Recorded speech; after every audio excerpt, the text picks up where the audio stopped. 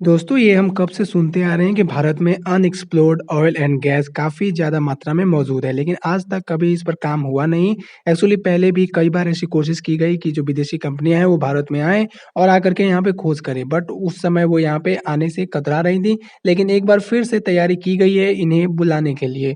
दोस्तों भारत ने देश में तेल खोज अधिकारों के लिए बोली लगाने के लिए फ्रांसीसी तेल कंपनी जो है वो टोटल एनर्जी है उसको आमंत्रित किया है। जैसे कि भारत का लक्ष्य है कि महंगे तेल आयात पर अपनी निर्भरता को कम करना है।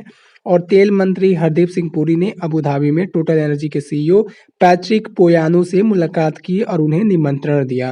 दोस्तों जैसा कि हम सब जानते हैं कि भारत ने देश में तेल खोज अधिकारों के लिए टोटल एनर्जी को आमंत्रित किया है, क्योंकि ये दुनिया का तीसरा सबसे बड़ा तेल आयातक और उपभोक्ता महंगे आयात पर अपनी निर्भरता को कम करना चाहता है। और तेल मंत्री हरदीप सिंह पुरी ने सोमवार को कहा कि उन्होंने अबू धाबी में टोटल एनर्जी के सीईओ पैट्रिक पोयोने से मुलाकात की और उन्हें देश भर में 10 लाख वर्ग किलोमीटर ब्लॉक में जो है जो उनमें एक्सप्लोरेशंस के राइट्स देने के लिए बोली लगाने के लिए आमंत्रित किया, जो कि प्रधानमंत्री नरेंद्र मोदी की सरकार द्वारा खोले गए हैं।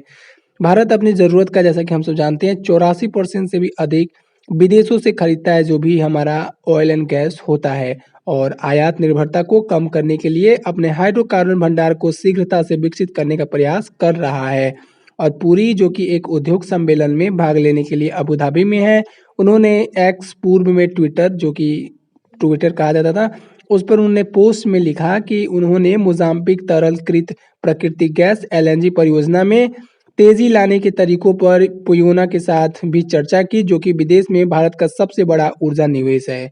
टोटल एनर्जी के पास $20 बिलियन की परियोजना में 26.5% की हिस्सेदारी है, जिसे इस्लामिक स्टेट से जुड़े एक विद्रोही जो समूह है उसके द्वारा उत्तरी शहर पाल्मा पर हमला करने के बाद क्षेत्रीय अशांति के कारण 2021 में अप्रत्यक्ष रूप घटना के जो है उसकी घोषणा करनी पड़ी थी।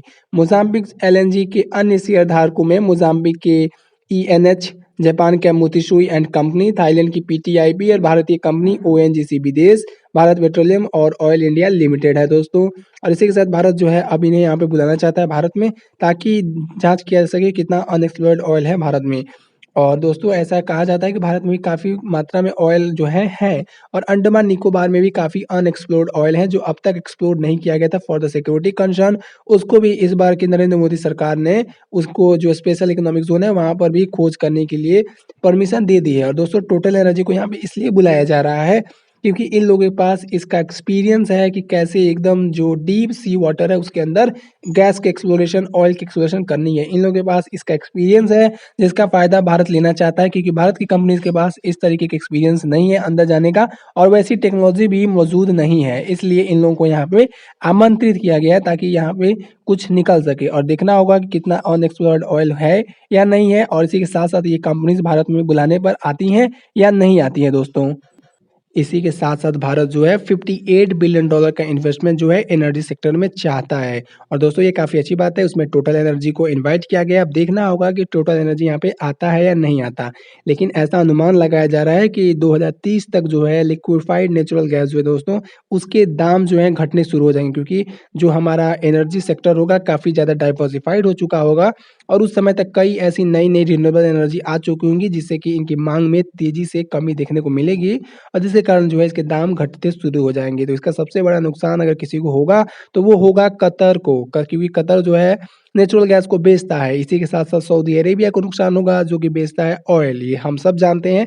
लेकिन कतर भी इस नुकसान से बच पाने वाला मुश्किल है उसके लिए भी, क्योंकि उसे भी काफ़ी ज़्यादा मुश्किलों का सामना करना पड़ेगा। लेकिन भारत जो है इस सेक्टर में काफ़ी तेज़ी से मजबूती चाहता है और देखना चाहता है कि हमारे देश में ऑयल एंड गैस है कि नहीं, क्योंकि ऑयल एंड गैस से इतनी आसानी से अपनी निर्भरता को ख़त्म नहीं की जा सकती, धीरे-धीरे करके ही होगा। तो अभी के लिए तो ऑयल एंड गैस की ज़रूरत है ही।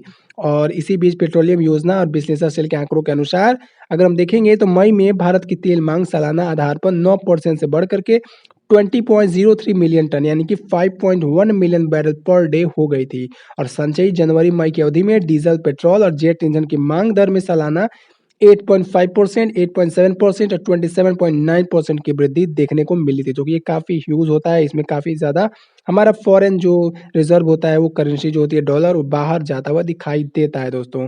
और इसी के साथ-साथ भारत जो है 5 मिलियन मीट्रिक टन का उत्पादन करना चाहता है 2030 तक ग्रीन हाइड्रोजन का। इसके लिए ग्रीन हाइड्रोजन बनाई गई है और दोस्तों ग्रीन हाइड्रोजन बनेगा, इसको एक्सपोर्ट किया जाएगा। तो भारत जो अभी एनर्जी इंपोर्टर है, एनर्जी एक्सपोर्टर बनने की तैयारी कर रहा है।